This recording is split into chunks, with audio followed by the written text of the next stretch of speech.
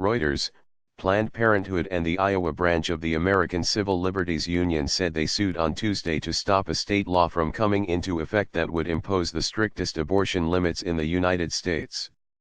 Iowa Trademark's Republican-controlled legislature voted last month to outlaw an abortion after a fetal heartbeat is detected, effectively banning the procedure at about the 6-week mark, which may be before a woman realizes she is pregnant.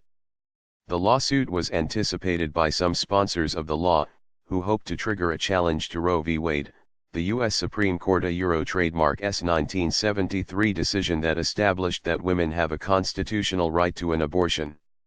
The lawsuit in Polk County District Court seeks a hearing within 2 weeks to block the law before it goes into effect on July 1.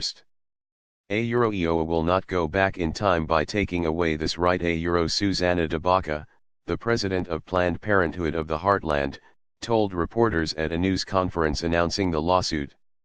Planned Parenthood is challenging this law because the Iowa Constitution is clear a woman has a right to access a safe and legal abortion.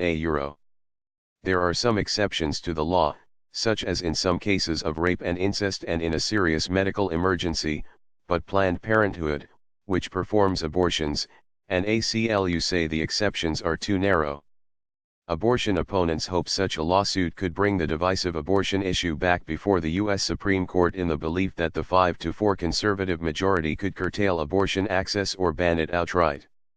Rick Bertrand, a Republican state senator from Sioux City, said last month the law was in part an opportunity to take a run at Roe v. Wade.